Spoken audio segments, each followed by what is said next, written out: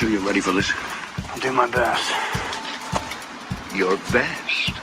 Losers always whine about their best. Winners go home and the prom queen.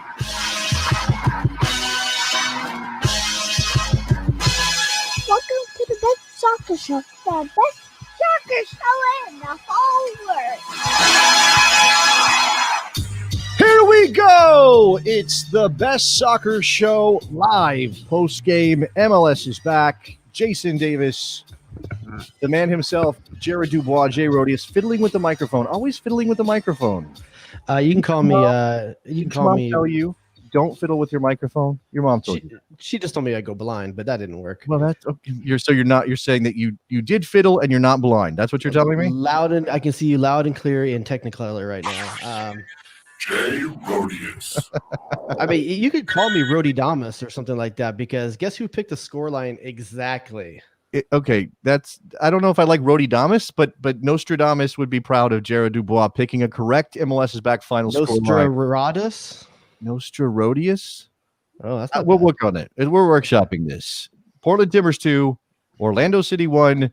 Jared, you are correct. You picked the right team. Congratulations. Now, obviously, for Portland, what's important, they won a trophy. Giovanni Savarese going absolutely bonkers. Look, they cared. They enjoyed it, Jared. They wanted to win that game. Yeah, I'm glad it didn't go to shootouts, first of all. I'm glad that there's a straight-out winner. Little bit scrappy of a game. I'm not sure if it was the most entertaining game to watch from a technical level or anything like that. Its goals were kind of scrappy.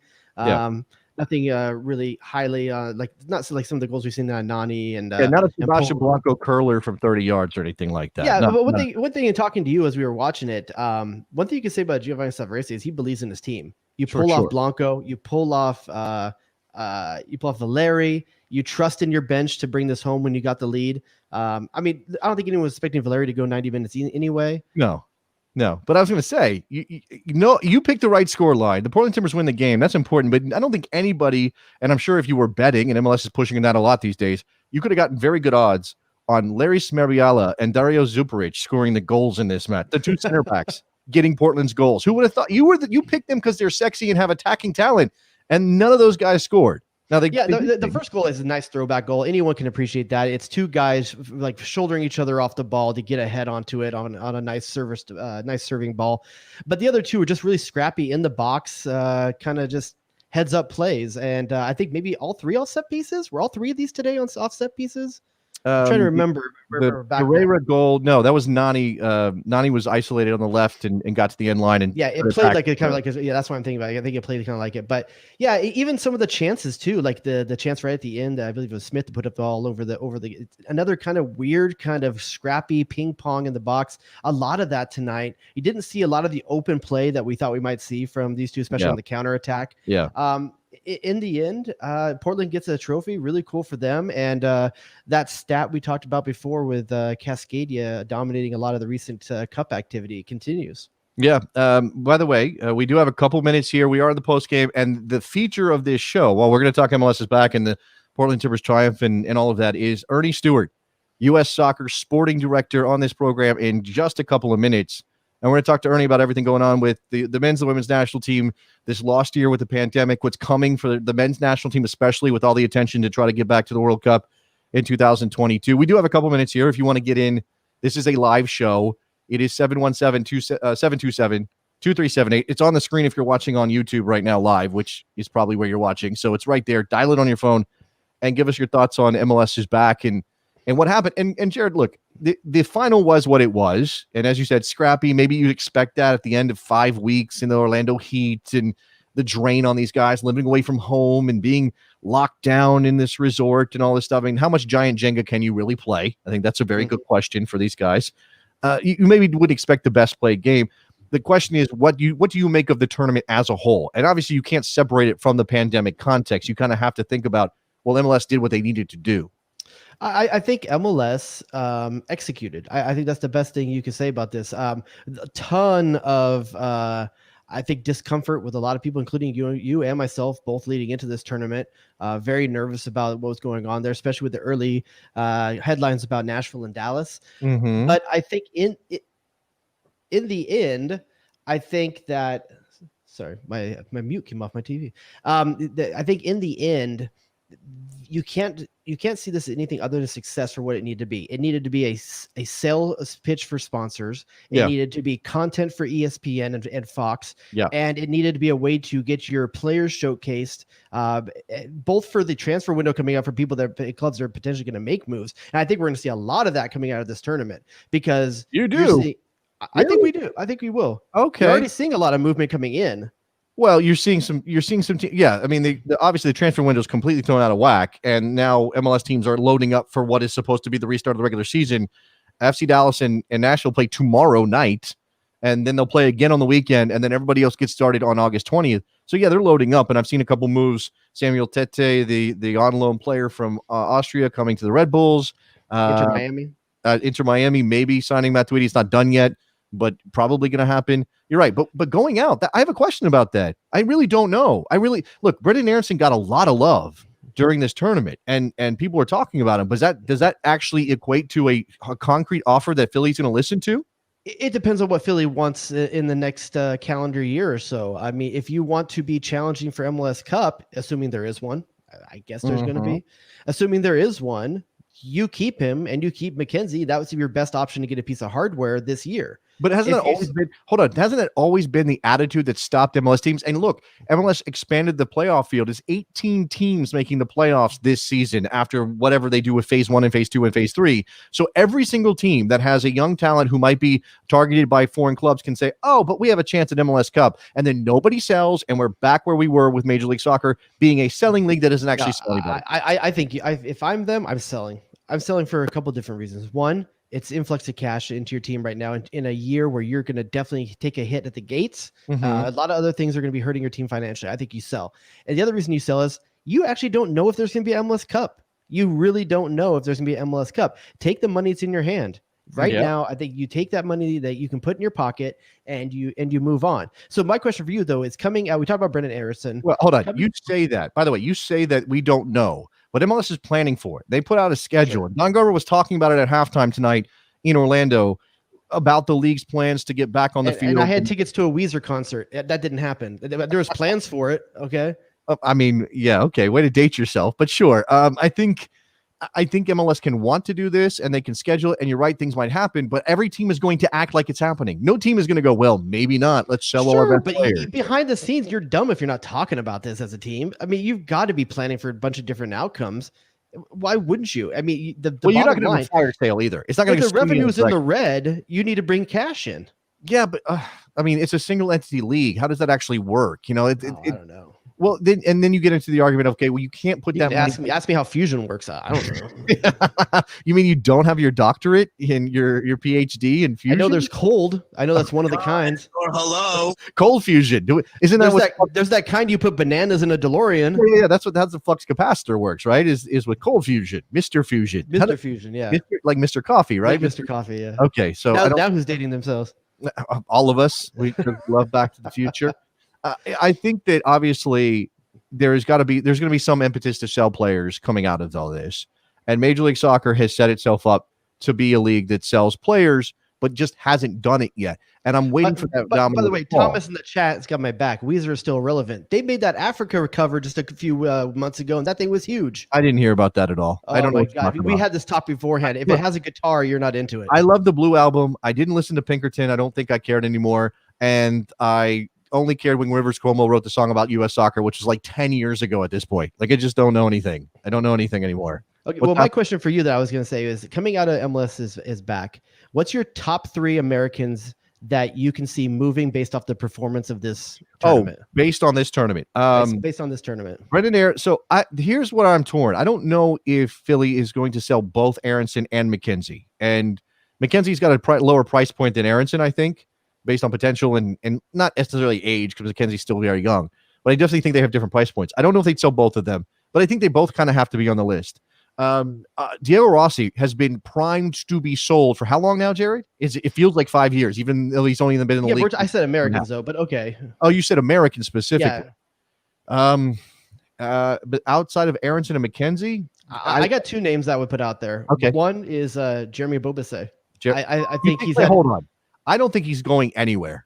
I don't think he's going anywhere. I asked who had made the best case for themselves, like to break out of this tournament and potentially get sold. Well, you said potentially get sold. Like I have to feel like that's a possibility, and I really don't think it is for Jeremy Ebobisse. You don't think there's a number they can come in? Everyone's sellable. Yeah, I mean, if someone came in right now and offered Portland $6 million. Oh, for sure they sell him if they get a $6 million offer. I'm telling you that Jeremy Ebobisse is not going to drive a $6 million offer based on MLS history. He's not going to drive that offer. MLS goal scorers don't go. I mean, since Josie Altidore, when's the last time one was sold for significant? Last time we made one. Well, that's two. I mean, that's true as well. Sorry, that's true. I mean, I don't know. Akinola made a case for himself to be something, but he's not ready to be sold. He's 20. Yeah, that's an unfortunate way that one ended as well. Would like to see a couple. I forgot about that one. I would definitely put him in there. Also, American. By the way, cap Akinola, because let's just get that done and over with. Let's just cap him. Cap him. Figure that out. Safety cap. Put a safety cap on it. Put a safety. Yeah, exactly. Like you never leave house. Ernie, sir, what do you think about safety caps? Safety cap in your wallet, right? At all times. Just have it ready to go whenever you need it. The other one I'll put on there, and I think it's unfortunate he didn't have a good performance tonight, is Chris Muller. Well, I think he's a nice American player. I think he runs hard. I think. So what you're saying is no Americans are worthy of going to Europe right now after this tournament. I think Jordan Morris is more likely to go to Europe than Chris Muller, and I don't think either one of them is going.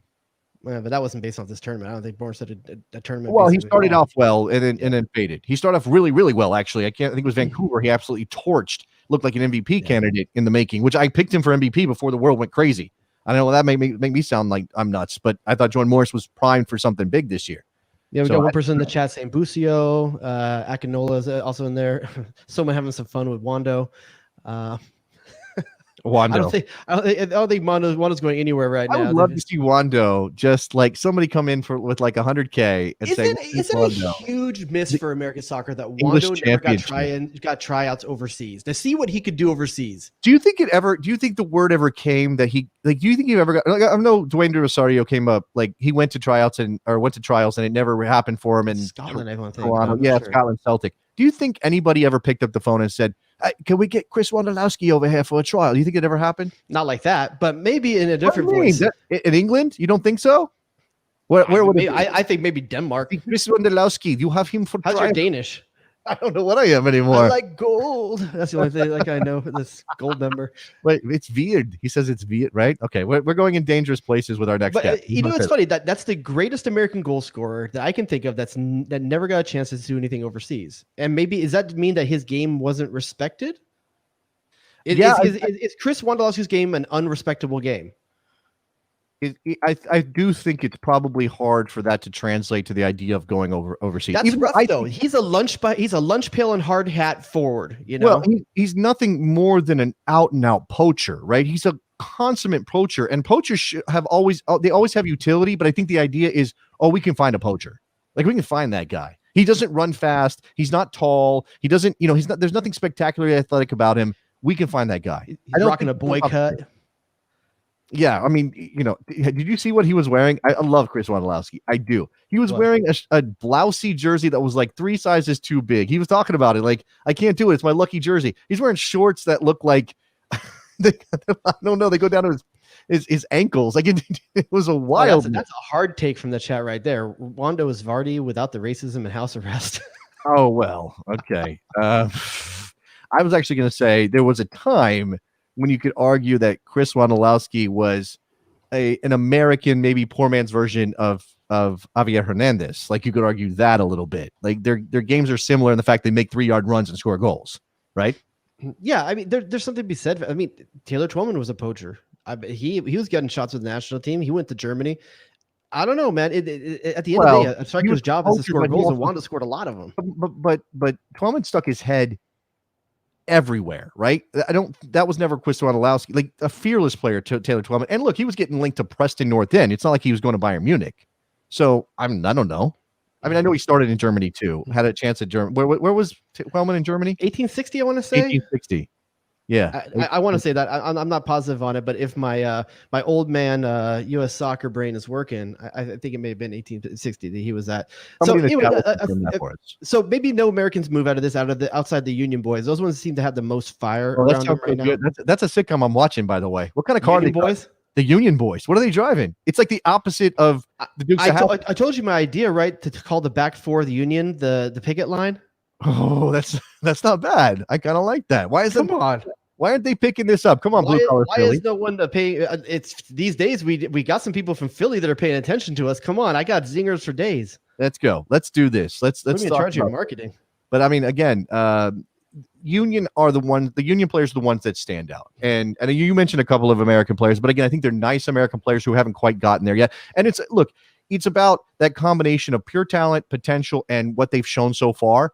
And that's a weird cocktail because you have to kind of be 19 and 20 to capture the imagination of a team in Germany or wherever, right? And Chris Mueller's got to be 22, 23 at this point. I think you mentioned Abobase. I think he's 23 at this point. So these guys are already out of that window. That is, we're taking a chance. We're buying like low on a talent, like a potential talent, because they're already sort of made.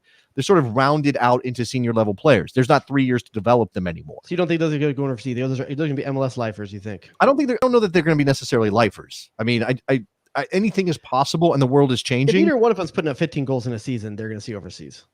Yeah, but well, Abobase is more likely to do that than Mueller. He's but more likely to put 10 and 10 than 15. But think about and I know MLS has changed, and this is the part that we have to remember.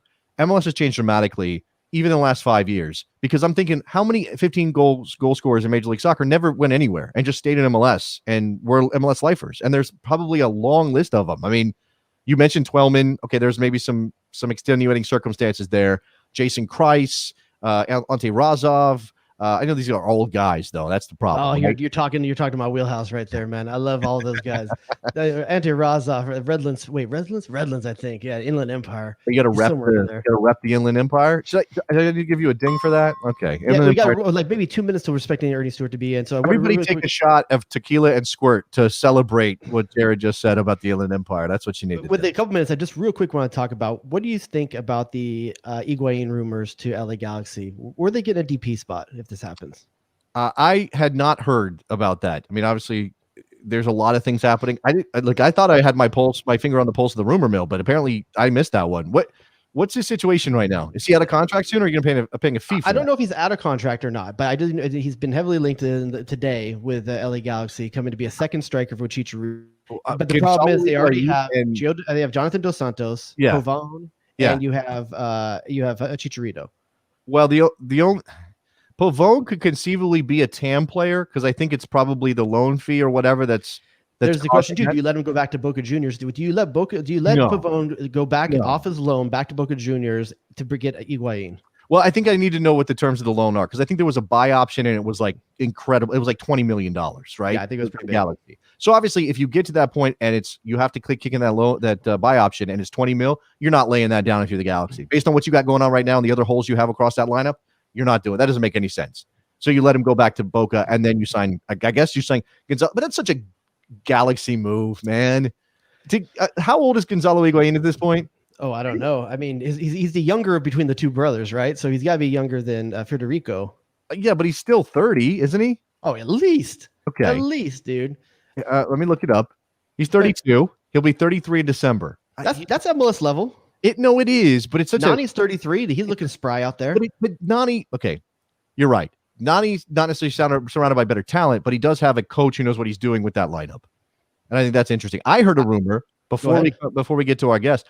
I heard a rumor that your head coach, who you may be happy to hear this, is linked to the Ecuador national team job. Yeah, I heard it was turned down, though. That's what I'm hearing is that it was turned down, or it wasn't really strongly considered. Okay, so he didn't apply for this, maybe behind the Galaxy's back, or they were fine with it? That's what I'm hearing a little bit, is that it kind of like it was broached and it was he was rebuffed. He was... Oh, okay. Or he rebuffed them or something like that. Somebody rebuffed somebody. If you're in a position to do the rebuffing, I think that's a very interesting thing. All right, let's get to it right here now on the Best Soccer Show. Our first show back in the 2.0 era. We're going to talk to the sporting director of U.S. Soccer, Mr. Earnie Stewart, who's on the line. Hi, Earnie. How are you? Good, thank you. Yourself? Doing well. Jason and Jared here with you. Thank you very much for joining us. Obviously, very nice game in Orlando. I'm sure you kept an eye on that. And we have you here, Earnie, to talk about the situation with U.S. Soccer. I think the first thing we have to ask is, with this year, the pandemic year, with all the shutdowns, no qualifiers, all of that, how has that impacted U.S. Soccer and what you're doing? I mean, yeah, it's impacted us big time because in the end, we're here for our members and making sure that we create these environments where our talents, one, can develop, and then two, also we can field our U.S. National teams from a youth level to extend the national teams to our senior teams. So, and when that doesn't happen in a year like this, it's obviously it means a lot. One, for U.S. soccer, but two, just for the environment in itself and what's going on with this pandemic in the world. So Ernie, so with all this going on, what's the expectations of coaches? A big part of what the U.S. soccer does is scout talent, prepare for games, roster management. And when there's no games being played and no players to manage, what's on the coach's plate during these months to prepare themselves for when this all comes back? Yeah, so one of the things that Greg and I started out with almost a year and a half ago now was very much centered around our style of play and the game model that we had. So once you're into a season and you have qualifying or you have Gold Cups or you just go from game to game as it stands. So from our women's national team to our men's national team to our youth national teams. And you never really have time to be together. Obviously, now it's more in a virtual place, but actually working on one, the coach is working on the game model. Then two, also talking about the position-specific profiles that we have with each other, making sure that we relate that to success. So Greg and Vlatko have been helping out with our director of technical development to make sure that we're recreating these position-specific profiles, because they know exactly what at the women's highest level and the men's highest level is needed for success, and that then is tied into our talent ID and Y&T. So actually getting through to making sure that the processes that we put in place for our players and all tying that together, aligning that from top to bottom, but also cross-referencing from each other. On one side, from our women who are world champion to our men that want to become world champion, there's best practices that are there on both sides, and we should take advantage of that. And this is a time where there's not much happening on the field, so that then gets us back into a virtual room with each other to create these one game models, and then to the position specific profiles, so we can make in the future we can make better assessments on our players. So Ernie, with that, you talked a little bit about the ability to get everyone together, to get people on the same page. Does style of play for the national team come up when they were having these kind of conversations? And what do you have to say about where you'd like to see this team go as a cohesive style of play that the American team is known for? Well, that's something that we've been working on for a year and a half, but now on both sides, cross-referencing that from our women to our men and men to our women has been really good in this period. So. And the style of play, a lot of times we get hung up on what that means in a system or things like that. And actually, it's all about the guiding principles that you have as a team and what you expect from your players, because the more clear it becomes for your players, the better that it will look on the field. And that cohesiveness will automatically take place at one moment when everybody understands each other's roles and responsibilities and what needs to happen on the field, and especially those guiding principles of when you have the ball, when you don't have the ball, when the 4 phases of the game, but and then maybe even adding a 5th phase in the game when it comes to the standard situations, which have become very, very important in international soccer these days, leads you to those guiding principles and helps you become that cohesive unit that you want. So if everybody understands from one another exactly what they're doing, when we do have the ball or when we don't have the ball, that's something that we strive towards. And obviously having the ball is a very important part of that, because I don't think we ever want to become a team that just sits back and obviously then you'll have success here and there. But, when we take it to the highest level, when you go to a World Cup and you have to play out under pressure, you're going to have to play soccer. And that's something that's been geared, that we put into place a year and a half to 2 years ago, making sure that we're developing our players to actually be able to play at that highest level. And that goes with ups and downs, but I have to say, from where it was a year and a half ago to where it is today. On the men's side, very pleased, and obviously on the women's side, we have to stay number one of the world. And once again, cross-referencing both sides of the game and making sure we take those best practices, helps us move forward. Specific question on the men, Ernie, and you all of that style and identity or how you want to play. It helps to have players in top leagues and playing competitive environments. And the return to play in a number of places has, sort of happened throughout the late spring, early summer. How does any of those closed door situations, the odd conditions that these guys are playing in, whether it's Christian or Tyler or Weston, how does that impact how you evaluate their performances?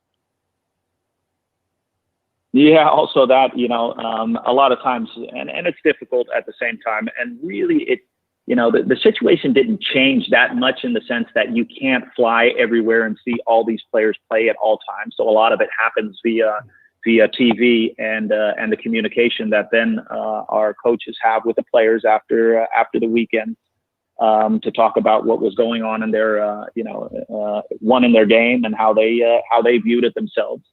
And that still happens to this day. So in that regard, I can't say that there is much that has changed because that communication is still there. But there has been a period that there were no games. So then it becomes more about talking to players about, what's going on in their part of the world and how are they handling COVID, how is their club going about that. A lot of these players are there at a young age, all by themselves, are now in lockdown or quarantine at moments, and that's not easy. That's not easy for athletes. That's not easy for anybody in life to do that. So making sure that everybody's there, making sure we as U.S. Soccer are providing also that platform where our players on both sides can talk about these things has been important, will remain important going forward. And obviously you'd rather be there live in certain elements, in certain games, which certainly has happened here in the United States. So kudos to NWSL and MLS for putting on those two tournaments where both of our coaches, Greg and Vlatko, obviously saw a large amount of games with practices and was able to see games and players live again.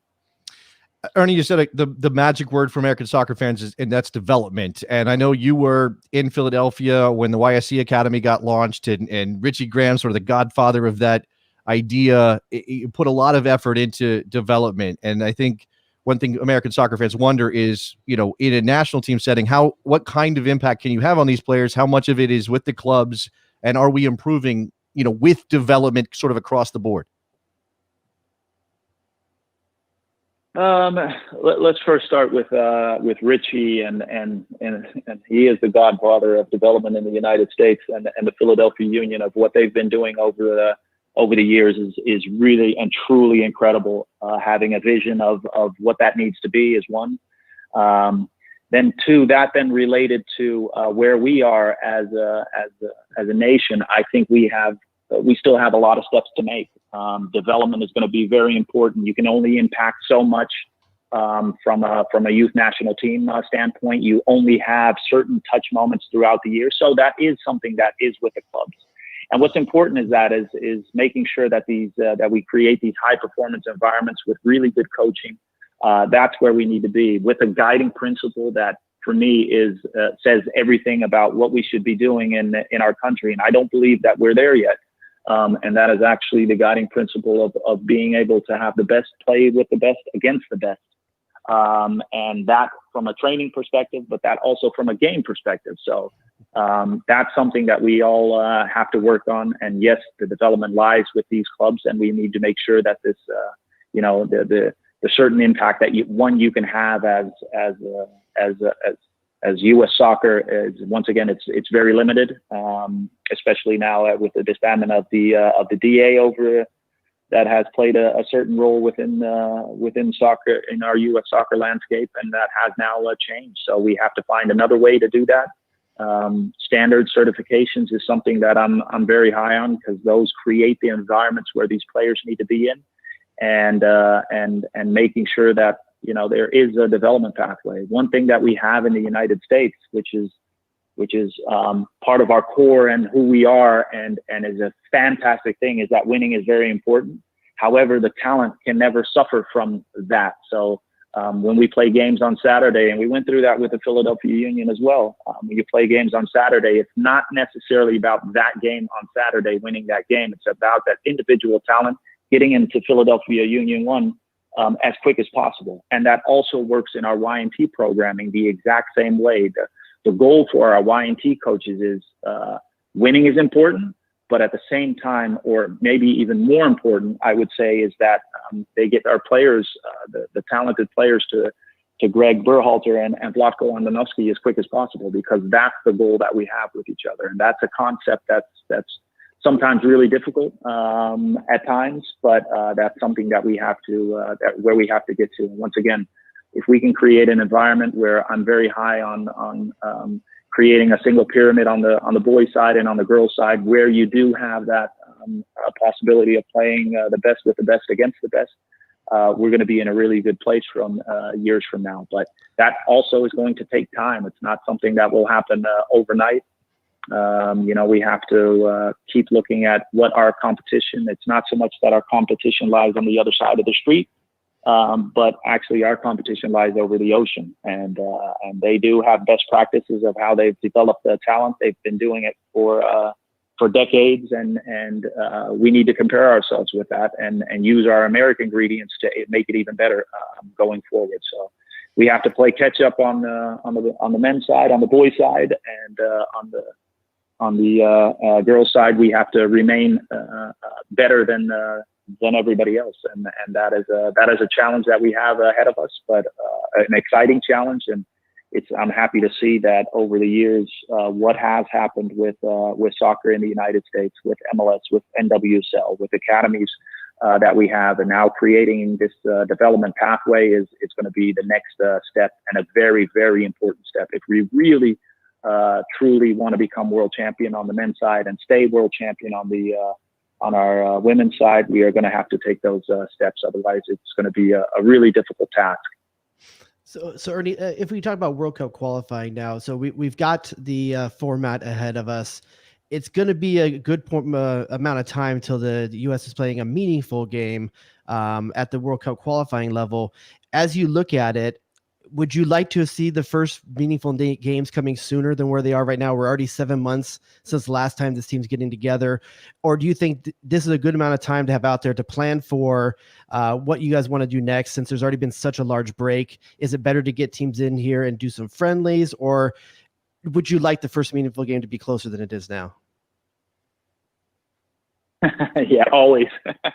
That's for sure. But the situation is what it is right now. So I don't think we're going to be able to get away from the friendly games. And we try to view it from a positive standpoint, where how World Cup qualifying looks right now is that we at least are going to have a serious games with the Nations League in March, the semifinals, and then hopefully the finals after that, which then lead into World Cup qualifying. And obviously, getting our team together to play games. And that is one thing that I can say about all of our American players on the men's side and on the women's side. When they step onto the field, we don't really talk about friendlies anymore. It's about the honor of playing for our country, and so those are just meaningful games. And what we've seen, especially on the men's side, and what was prepared, is that there were a large amount of meaningful games that were played beforehand. Not so much about,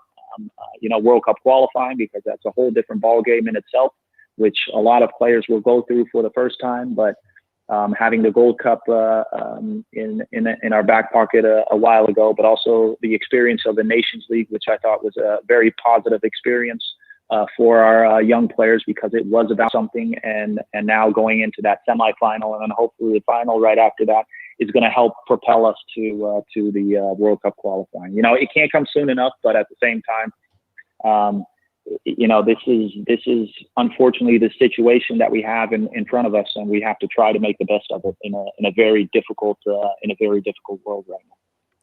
Already, American soccer fans love talking about dual nationals, players that can play for other countries but are also eligible for the United States. Obviously, to get Serginho Dest to commit to the program is a a fantastic thing, and we expect him to be a crucial part of this moving forward. How's the federation and you and Brian, how have you kind of approached, and I imagine this is going to be a thing on the women's side too, by the way, how have you approached the dual nationals and the idea of recruitment? What's the philosophy there? In recruitment wise, I wouldn't say that there's, you go out and try to find the best players. And then for the most part, when you realize that they're dual nationals, you have discussions with them, but realizing at the same time that every talent and every parent has a choice at one moment, and you never know what that choice is going to be until that moment arrives. And when it is asked, when they can go one side to the other, and more important for Brian, myself, but also for Greg, Vlatko, all of the coaching staff, what we expect from everybody is that we put a lot of time, energy into our players, have discussions, one with our players, two, have them with their parents to prepare them for those moments that they do come, so that you create these relationships with one with the player and or the parents at the same time, that when the choice comes, that they make a choice with their not only with their heart, but also with their brain, and what the future might be able to look like. And I think Dest is a really good example, but also an example of the perfect storm, because Serginho played in all the youth national teams that we had, was always a number one player. So played world championships and then moved to our first team. So the perfect storm to actually make a choice, and with the World Cup 2026 in the horizon, and obviously qualifying for 22, that kind of like went to the right place. But at the same time, a lot of emphasis and a work went into the discussions that our youth national team coaches in the past have had with Serginho Dest, and had positive conversations with him. And then, for Greg and myself to be able to go down there, talk to Serginho and his father, hopefully that helped in the end, and that helped him make his choice. But just making sure that we have a good connection with these players, that we, but realizing at the same time, there's going to be a choice. And hopefully you're on the right side of that. There's no way of locking them down or anything like that. So it's all about relationships, making sure you have conversations, and hopefully they choose for the United States. And a lot of these kids now already have played for our youth national team, so that already says a lot about one, the recruitment, and then two, having them in the environments, and then you got to try to keep them there especially for those top talents.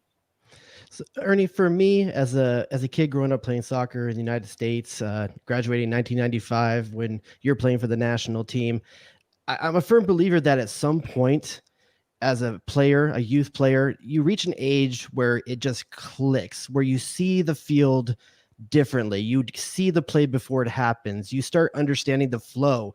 For me, it was 17 years old after watching and going to World Cup games, but I know that's late. For you, as someone growing up in Holland, was there a moment or an age where you felt like it clicked and you just got it? And do you think what age you were, do you think we're above or behind that in the U.S. right now? Well, for me, I got it like at 40 when I was playing with the veterans, when everything started to slow down for the.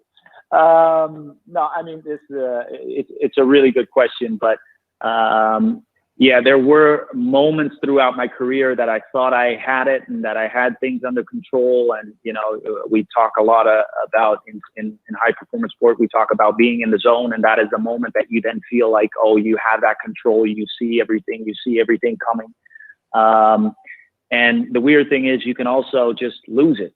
And that's really weird too. So, it goes from one moment to the other, and then you reach a certain age that you don't, all of a sudden it becomes more about what coaches expect from you, what your teammates expect from you. Once again, about roles, responsibilities, and accepting that, it's not always about yourself, but it's about the team in itself. And, I'd say I had different stages in my career that I probably the same age that at 17, 18, when I went to VV Venlo, that I thought, oh, wait a minute, I guess I'm a little bit different than others.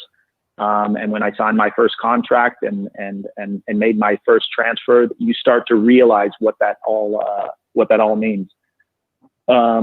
Once again, soccer is an easy game, but oh so hard. And in the end, it all comes down to making decisions under stress. And that's what happens on the field. And at the highest level, and a high level that you play, the stress becomes bigger. And that's when you see some players, they calm down.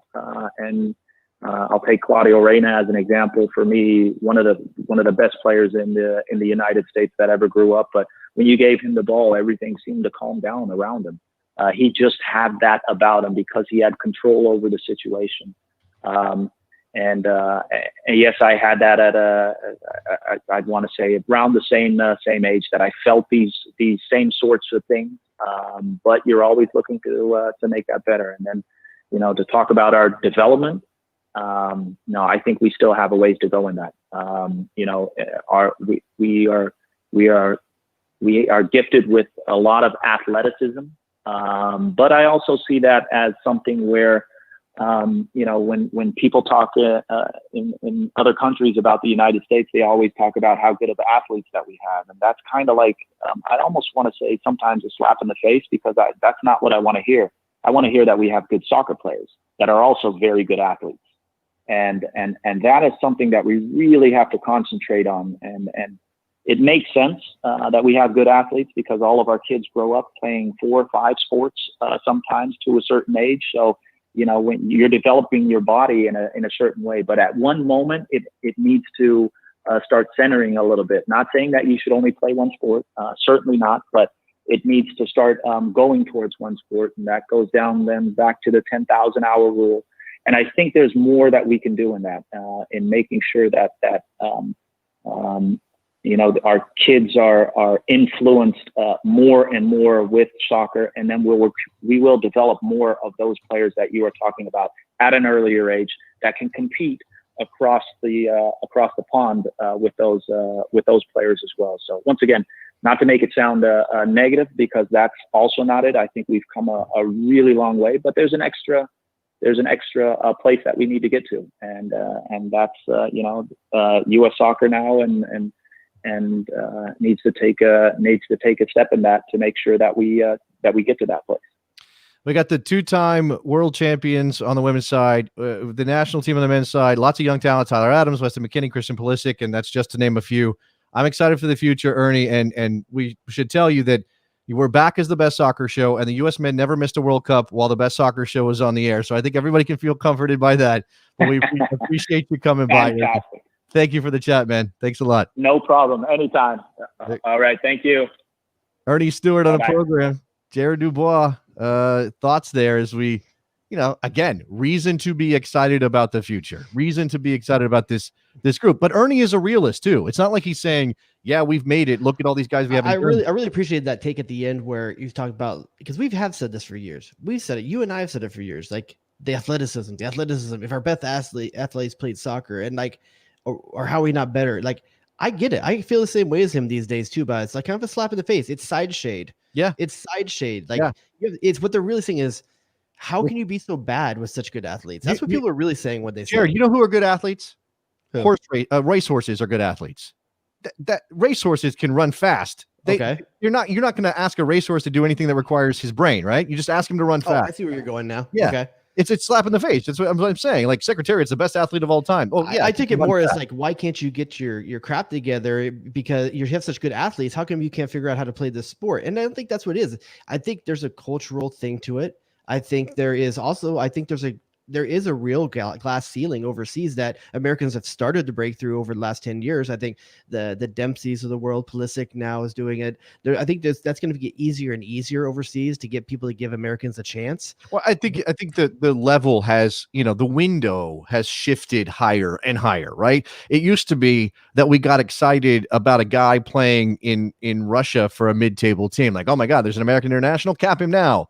Now we're at the point where, okay, yeah, there might be some guys in Scandinavia and a guy in Denmark or whatever, but really what we care about are those guys playing in the Bundesliga for clubs like Leipzig and Schalke and Hertha Berlin, and then also Christian Pulisic, who's made his way. And now we've got Gio Reyna and Borussia Dortmund, and you're talking about, guys coming through. Conrad de la Fuente suited up for Barcelona in the Champions League. I'm not saying he wasn't going to play. Everybody knows it. He's probably still a ways off, but he's there, right? They signed him to a new contract because they think he can be something, even if he's a saleable asset. That means that we have shifted the window on what an American player can be. Yeah, so I like that. I like that take on it. I forgot to ask my question about Brian McBride's role. I really wanted to get some more information on that. So maybe we can have him on again another time, or Mr. McBride himself. Yeah, can we get Earnie back on the phone? Jared needs to ask a question. Get Big E back Earnie on with the an phone. A. Can you find Earnie with an A? Yeah, we need him back. Just tell him the Best Soccer Show is calling, and we'll get him back on the air and ask that question. No, okay. No, I appreciated the time with him. I like the question you asked about the dual nationals as well. And I kind of get to the point. I didn't want to say this to him because it's my take on it. I'm not going to make him be forced to defend my take, but I kind of feel like there's a lot of talk a lot of times about courting people to your national team. Mm-hmm. I do kind of want to know, do we want people that have to be courted? So are those the right people? I've heard this attitude before, right? So let's just use the Jonathan Gonzalez example because it's a very famous one, right? I've heard the argument that, hey, you shouldn't be chasing anybody. If they don't want to play for your national team first, they aren't committed to you, then they're not the right player for you. Let them go wherever they want. At the same time, we are still a country that doesn't develop players at a high enough level consistently enough to say, oh, we can replace that player, or we don't need to chase any decent level of talent. Now, I'm not saying that Jonathan Gonzalez is going to be a world superstar and we missed out on him and, oh my God, the world is ending. But you can say, okay, there's still a lot of work to be done for the national team. Can we really turn our back on anybody, even if their attitude is, oh, U.S., whatever, I got another key team that I could play for? I got to say, too, one of the things that's nice, hearing Earnie Stewart talk about the national team, we didn't have to ask about the women. No, whatever question we ask, he answers it for both sides. And I appreciated that we didn't have to single it out. He chose to because he's answering the question holistically. If we're asking a question about the national team, he's instantly thinking about it at both levels. Well, that's his job. I know, but right. I think that's refreshing compared to some of the people we've talked to in sports in general, in this sport in the past. I think that's probably fair. I mean, again, I think that U.S. soccer has to recognize, and maybe they have, or maybe it's coming, that the U.S. women's national team dominance is not something you should take for granted, right? Yeah. You can't just assume that's going to continue. As these other countries start to pump money into their programs and actually start to care, eventually those countries are going to catch up to the level. And I know, again, the U.S. women were fantastic in France, but I'm almost thinking it was almost a golden generation situation for the U.S. this last time around. Things are going to shift. Megan Rapinoe is going to go. Obviously, Carly Lloyd can still get it done. She'll probably play till she's 50. Obviously, you have Rose Lavelle coming or are in her mid-20s, and she's not going anywhere anytime soon. You have Kristen Press. I can't remember how old Becky Sauerbrunn is.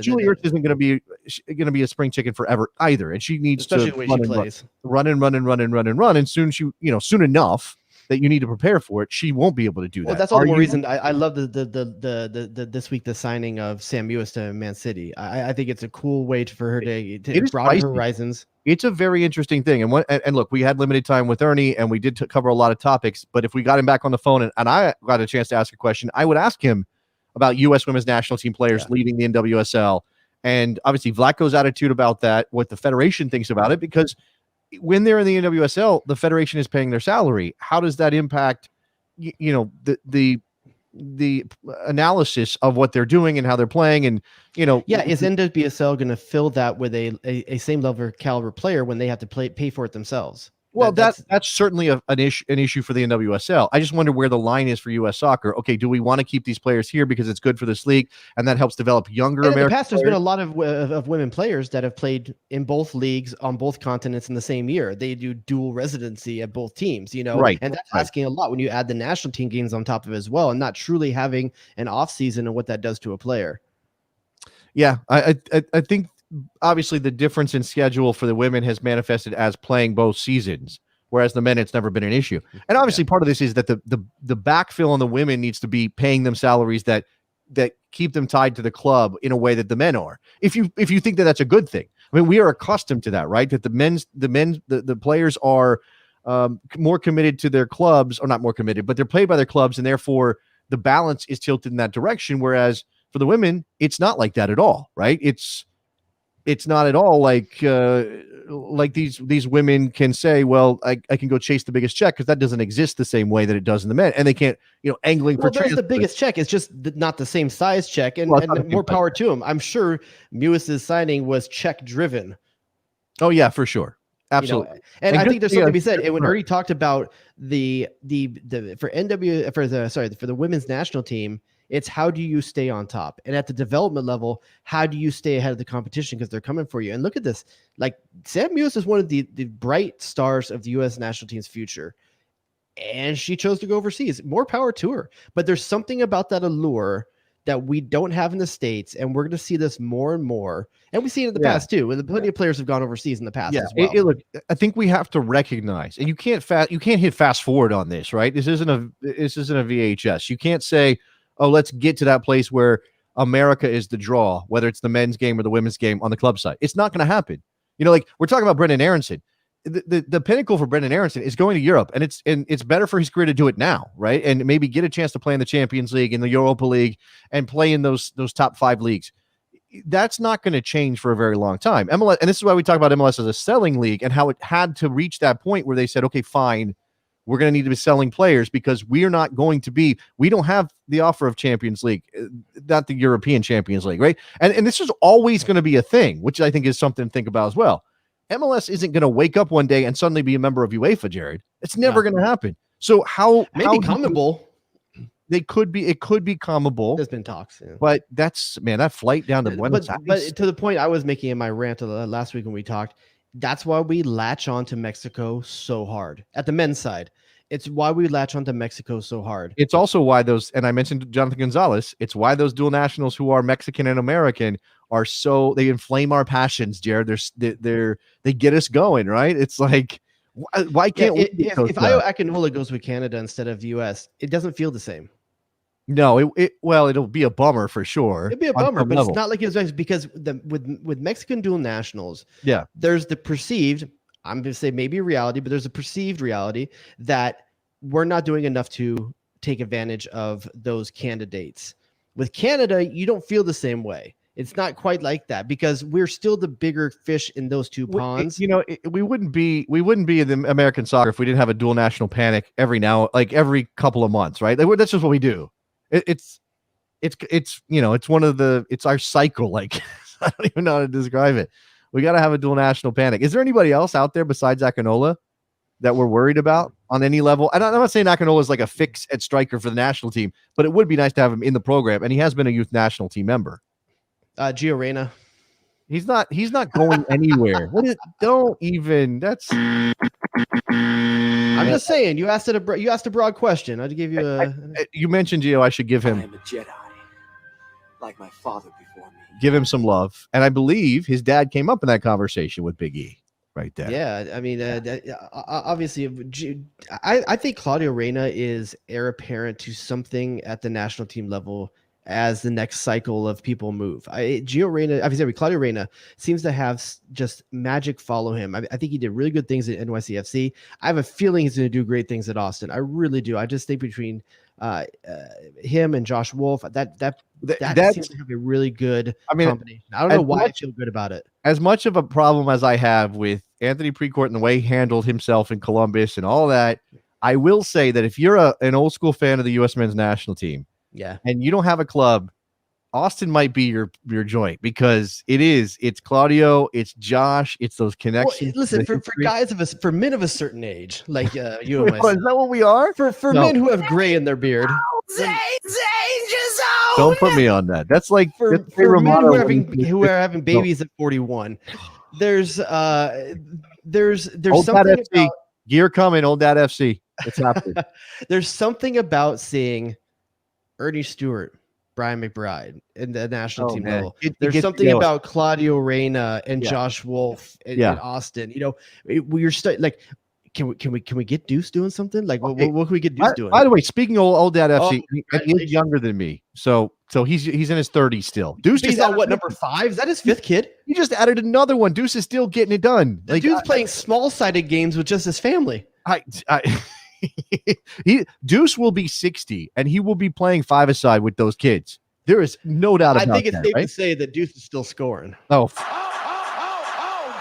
He's getting it done. Prolific. Done. Yeah. I don't know if Deuce came up. Oh, I was going to say, I know he's going to start his team in Fort Wayne, and I'm here for that. I think it's going to be a fantastic project, and I hope it really connects with that community because I love it. But can DeMarcus Beasley be part of this brain trust too? Can we please get DMB in this? I mean, I honestly, here's what I want for DMB. I want him to be the United States national team's fashion consigliere. Oh, my dude's got flavor. He got so much flavor. Have you seen him on the CBS Sports broadcast? I've seen a little bit of it. I've been watching the games, and finding time to watch the 90-minute pregame is a little bit of a thing for me. So I think there's a battle between he and Mo Adu for who's the most fashion conscious and pulls off the. Mo is definitely a fashion guy, and he is like has fire sneaker game. Fire sneaker. Yeah, and I'm not even a sneakerhead, but although Mo does go Yeezys, and I'm not a Yeezy guy at all. Personal preference. No. But he's always coordinated. You know, he's always got completely coordinated. He's got it from head to toe. So that's why I mean, I know it's a stupid thing to say. I know it's stupid. I know it doesn't matter. But I've always wanted the men's national team and U.S. soccer in general just to be cooler. So you're talking about like tailored suits on the road kind of situation, like maybe a partnership with one of the big houses. One of my favorite times in soccer was when Hugo Boss decided to buy all the Galaxy matching jerseys when Beckham came. Okay. That was a different moment than what we ever had in MLS before, where it's like every dude stepping off that plane is going to be in a tailored Hugo Boss suit. And granted, it's because Beckham was there, but still, there's just something about that. So let me ask you a question. Who's the cooler member of the U.S. men's national team fraternity? Is it DeMarcus Beasley or Clint Dempsey? And Dempsey doesn't have the fashion game, I don't think. Okay, listen. Okay, here's the thing. When you're talking about, you said cooler, right? That was the word you used? Cooler, yes. Dempsey's cooler, man. I'm sorry, dude. The dude's got a rap video. That doesn't. Oh, okay. What's not cool about having your own rap video, dude? Well, it is cool. I mean, in the era, R.I.P. Big Hawk. It didn't age well. R.I.P. Big Hawk. Absolutely. Always. I don't think it aged as bad as you think. When's the last time you watched it? Maybe a year ago. It's pretty good, dude. Yeah. It's pretty good. Come on, dude. I'm gonna have to watch it back. I think it ain't embarrassing. I think DeMarcus is cool. I know they guys are. I'm not saying he's not cool. I think he's got amazing eye. When you look at Beasley, he looks cooler. But I think Dempsey is cooler. Is there anybody else in that conversation? Mo Adu's there. I mean, okay. I think Mo Adu's probably the best on camera of anyone else. Yeah, he looks similar to when I'm trying to think of someone else like in another sport that is that clean cut when you see him on TV. I want to see someone in basketball, but it's not quite there. Well, you can put Stu Holden on that level too. Stu's there. You could put Stu there.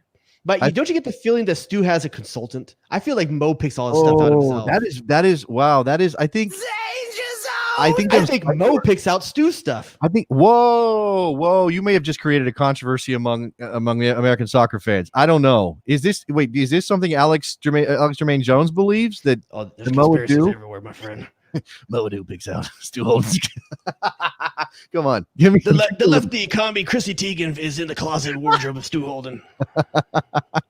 It's the D-State fashion. Actually, through that connection, it is more likely that John Legend and Chrissy are picking out Stu's clothes than Mo Adu is picking out Stu's clothes. 100% more likely. I'm not saying Stu doesn't have the ability to do it himself. I'm just saying like the dude looks he looks too good. Connor says that Stu's wife is his consultant, which is probably true. And wives are always everybody's consultant. Right? Who isn't? Trust me, as a colorblind man, I don't make a decision without my wife. Oh man. All right. So Thomas in the chat says Dempsey's more eccentric. Is that true?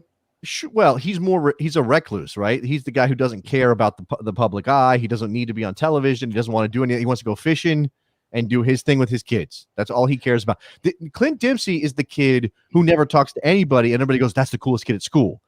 DeMarcus Beasley's everybody's friend, and you're going to hang out at his place after school or on the weekend for the party. That's DeMarcus Beasley, and he also looks good, right? Both of them have style. Yeah, I think Dempsey. I think you're right. Beasley's hosting the party.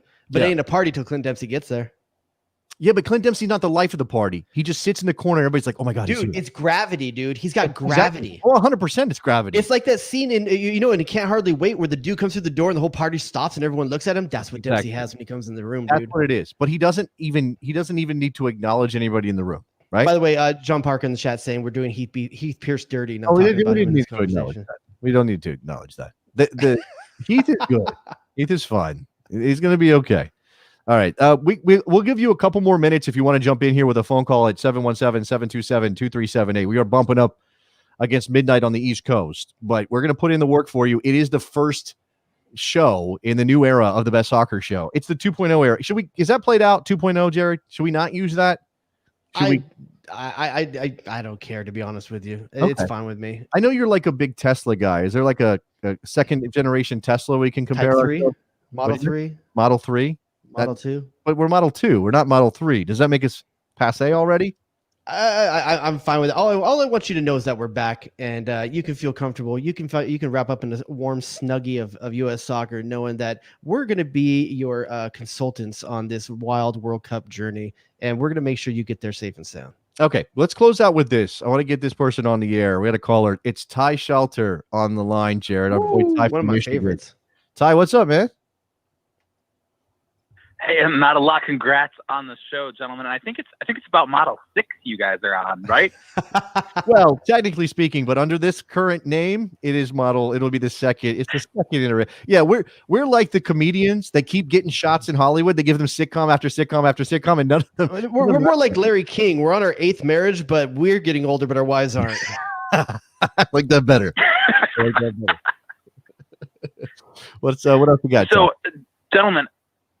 Yeah, so I wanted to ask you guys. You're talking about who's cool on the former, current, recent, past U.S. men's national team. I want to talk about how do we get the U.S. men's national team to be cool again?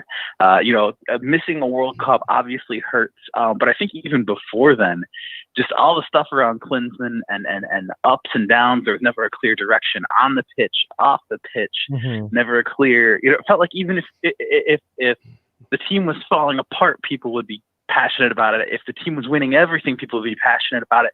But somehow the back half of the Klinsmann tenure just sapped all of the momentum out of this program. And Pulisic, a lot of the other young guys have been talking about. You talked to Earnie Stewart about. Great get, by the way. That'll help. But it just seems that the sizzle is just not there. The passion is just not there. How does this team get the attention of the soccer fan base that is present now in this country? I got two solutions for you, Ty. Okay. One, you need a galvanizing moment. I think that's one thing that American soccer in the past had. The Donovan goal, the performance at the 2002 World Cup. This one?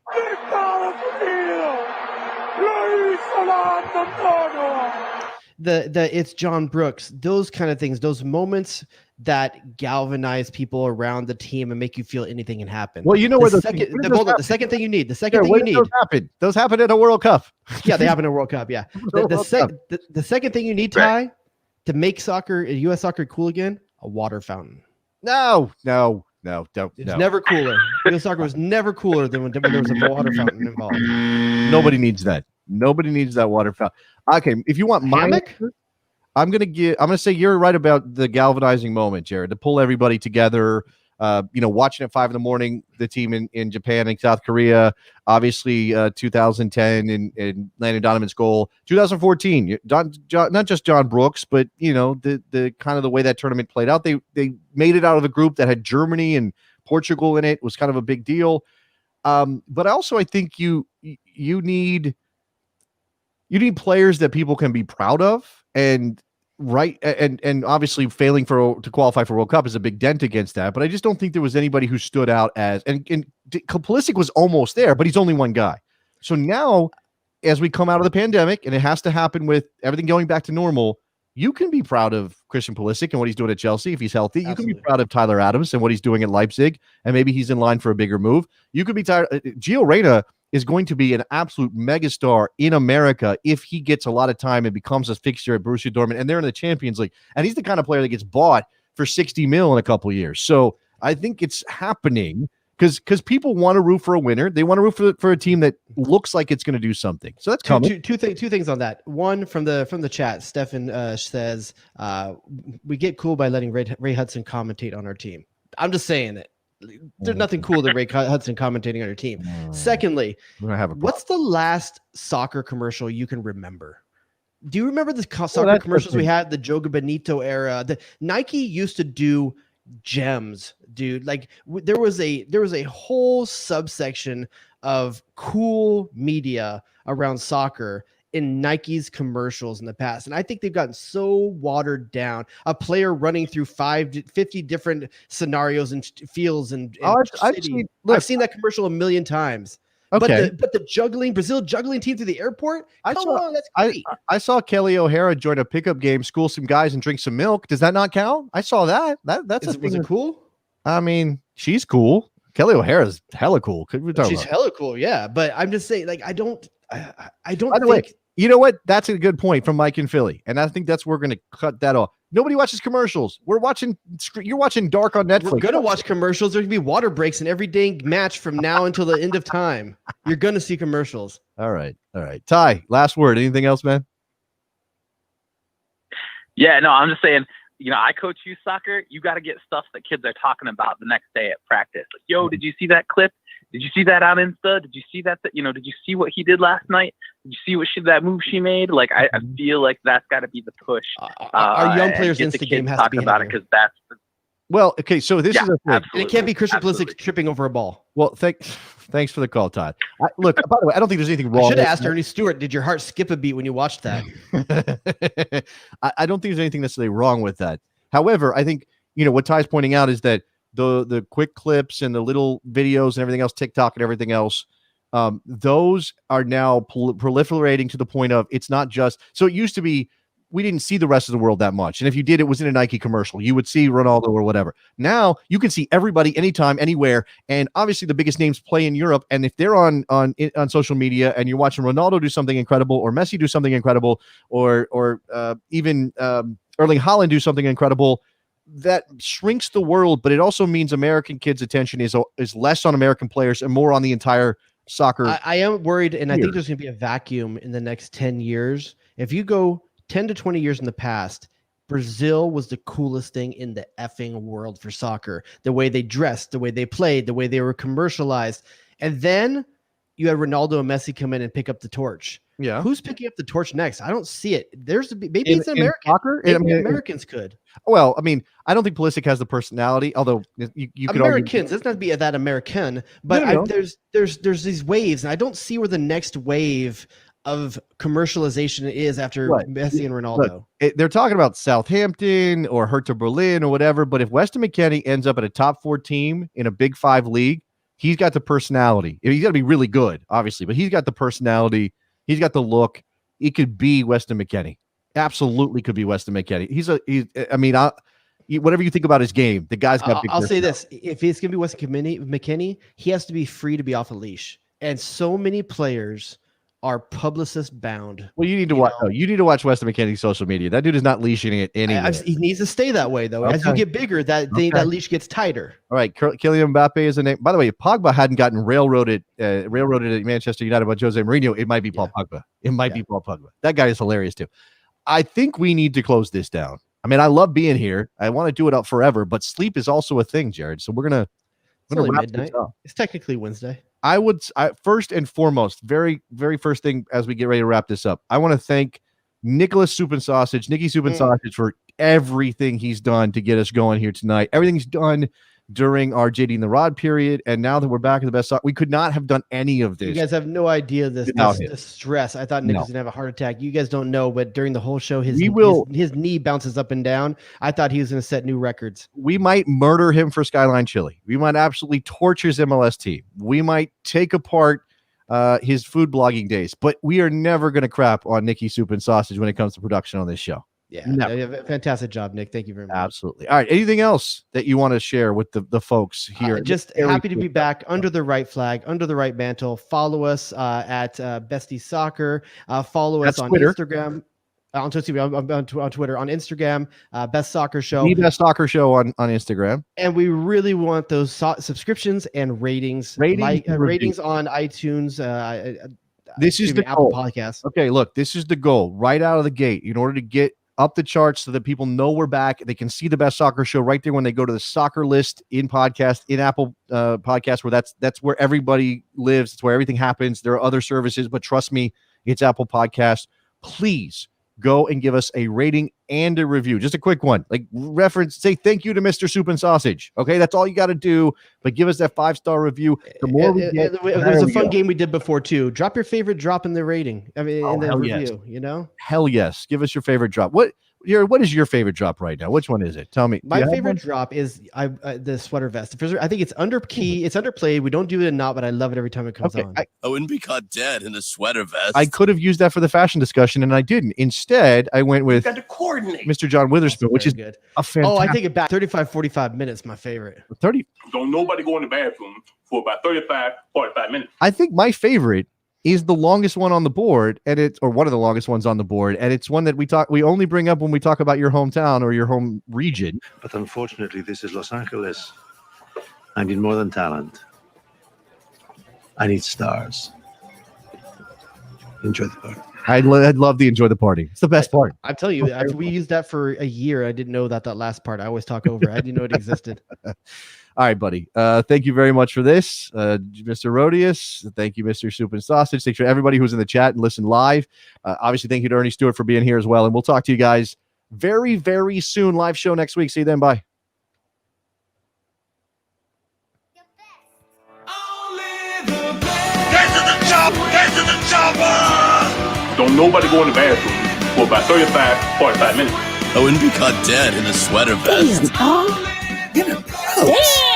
Damn, dog, that's in a approach. Duh, and or hello. Get to the chopper! Danger zone! What have you done for me lately? The horror show. Who asked those questions?